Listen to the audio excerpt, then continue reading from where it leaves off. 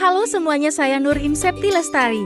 Di sini saya akan membahas materi tentang hubungan kekuasaan dan kebijakan. Apa pengertian dari kekuasaan? Simak penjelasan berikut ya. Robert Dahl, seorang ilmuwan politik, mengemukakan definisi kekuasaan adalah situasi di mana A mempunyai kekuasaan atas B, jika A dapat menyebabkan B bertindak sesuai dengan keinginan A. Dalam hal ini diasumsikan bahwa B sebenarnya mempunyai niat lain daripada yang dikehendaki A. Kekuasaan selalu berlangsung antara sekurang-kurangnya dua pihak, jadi ada hubungan. Jadi kekuasaan adalah suatu hubungan seseorang atau sekelompok orang dapat menentukan tindakan seseorang atau kelompok lain ke arah tujuan dari pihak pertama. Penerapan kekuasaan. Kekuasaan dilaksanakan exercise of power melalui isyarat yang jelas, disebut kekuasaan terbuka manifest power, dan kekuasaan isyarat tidak tertera dan implisit sebagai aturan reaksi yang diantisipasi dinamakan kekuasaan implicit power. Berikut contoh kekuasaan eksplisit dan terbuka. Seorang polisi menghentikan seorang pengendara motor karena melanggar peraturan lalu lintas. Contoh dari kekuasaan implisit ialah seorang anak sekolah membatalkan rencana untuk main bola dan memutuskan untuk membuat pekerjaan rumahnya karena takut akan dimarahi orang tuanya. Penerapan dari kekuasaan adalah memberikan sanksi punishment dan ganjaran reward atau insentif, imbalan, atau kompensasi. Contoh dari kekuasaan pemberian sanksi misalkan pencuri yang bersenjatakan tajam memaksa seseorang untuk menyerahkan hartanya secara brutal melalui ancaman hukuman kekuasaan. Kursi-kursian, suatu upaya yang sedikit lebih lunak, adalah melalui persuasi-persuasion, yaitu proses meyakinkan, berargumentasi atau menunjuk pada pendapat seorang ahli expert advice. Berikut contoh dari pemberian reward imbalan, ialah pemberian hadiah kepada rukun tetangga yang paling bersih. Bagaimana dimensi dalam kekuasaan? Simak penjelasan berikut ini. Konsep kekuatan tiga dimensi mencakup teori-teori utama seperti teori Weberian yang dirangkum oleh Bendix tahun 1960 dan Wrong tahun 1995 dapat diuraikan sebagai berikut. 1. Dimensi eksplisit jelas tertera. Dimensi eksplisit merupakan dimensi kekuasaan yang dapat diamati secara langsung dan memiliki pengaruh yang jelas terlihat dan dapat dirasakan. Contoh badan legislatif negara secara nyata ketika mereka mengesahkan undang-undang dengan proses yang sangat ketat sehingga tidak dapat diamati secara langsung. Namun hal ini merupakan kekuasaan eksplisit sebab dari bukti yang dapat diamati. Penerapan kekuasaan dimensi eksplisit antara lain: paksaan, didominasi ekonomi, otoritas, dipersuasi, paksaan. Paksaan merupakan kekuasaan melibatkan kekuatan fisik dan psikis. Kekuatan fisik melibatkan hukuman atau ancaman untuk menggunakan tindakan fisik untuk memaksakan kehendak seseorang pada orang lain. Dominasi ekonomi. Dominasi ekonomi adalah kekuasaan yang dipengaruhi keadaan status sosial ekonomi seseorang terhadap pekerjaan, karir, kesejahteraan ekonomi. Otoritas. Otoritas yaitu orang yang berwenang mempunyai hak atas kekuasaan khusus.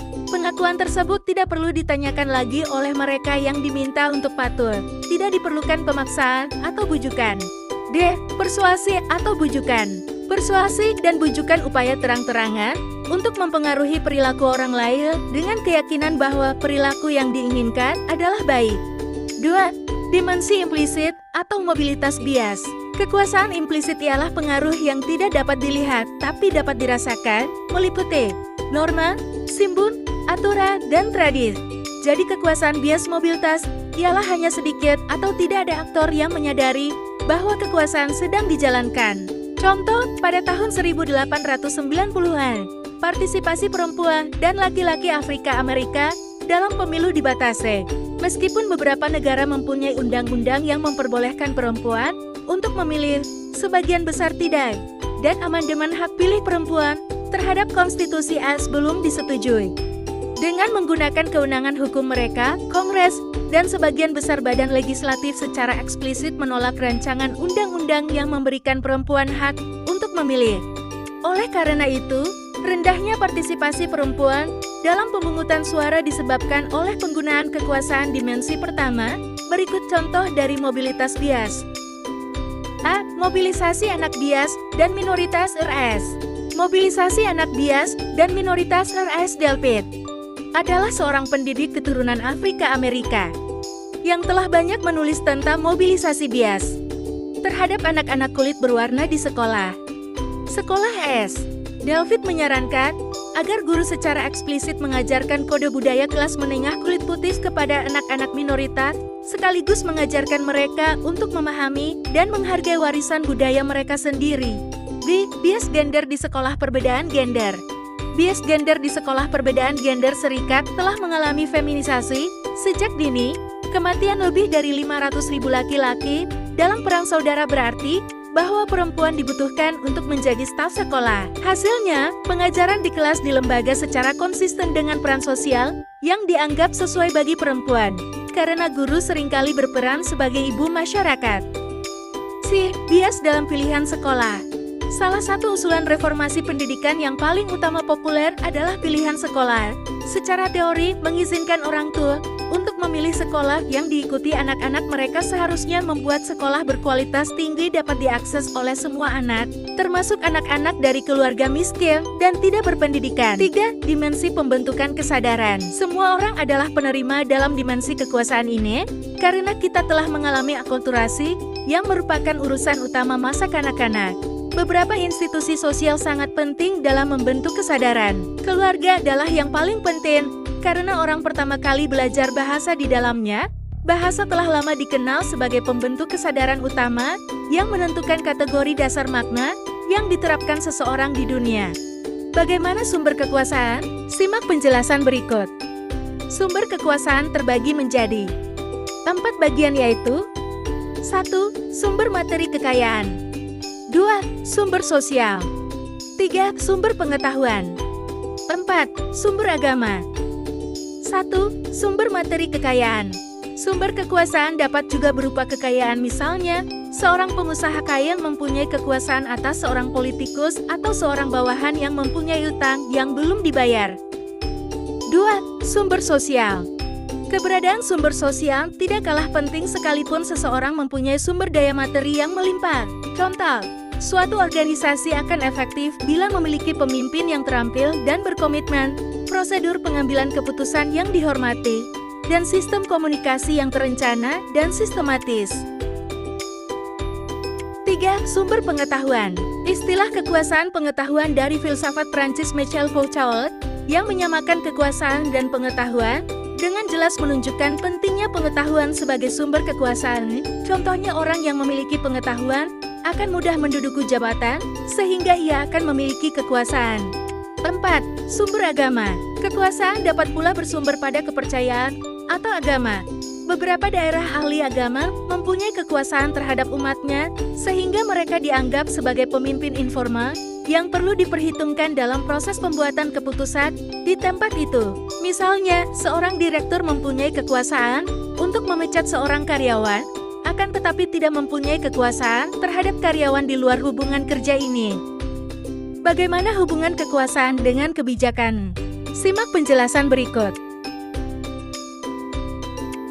Konsep yang selalu dibahas dengan kekuasaan adalah pengaruh. Pada umumnya, masyarakat berpendapat bahwa kekuasaan dapat mengadakan sanksi dan pengaruh. Dalam hal ini, kekuasaan mempengaruhi kebijakan. Berikut penjelasan secara rinci terkait hubungan kekuasaan dengan kebijakan. 1. Kekuasaan kebijakan pendidikan. Kekuasaan kebijakan dalam ranah pendidikan juga tidak luput dari kekuasaan di dalam sistem dan kebijakannya. Terdapat beberapa pelaku dan jenis kekuasaan yang dimiliki oleh dunia pendidikan, yaitu antara lain A. Badan-badan pemerintahan, badan legislatif, departemen pendidikan, dewan sekolah. Memiliki kekuasaan di dunia pendidikan seperti kebijakan perpajakan, anggaran dalam pelaksanaan program pendidikan, otoritas hukum, keputusan pengadilan, dan sebagainya. B. Administrator sekolah. Memiliki kekuasaan dalam pendidikan atas otoritas hukum. C. Guru. Memiliki kekuasaan dalam pendidikan yaitu mengenai kontrol dalam kelas, kepemilikan pekerjaan. D. Staf pendukung. Mengatur dalam pendanaan ataupun anggaran. Penghentian dan perlambatan kerja. E. Siswan. Kekuatan secara fisik dan psikis seperti gangguan, ancaman, perkelahian, ejekan, hinaan secara verbal. 2. Kekuatan membangun. Seseorang dalam mencapai suatu kebijakan tentu membutuhkan kekuasaan untuk meraihnya. Cara membangun kekuasaan dengan memperoleh akses terhadap tujuan dan jenis kekuasaan yang baru.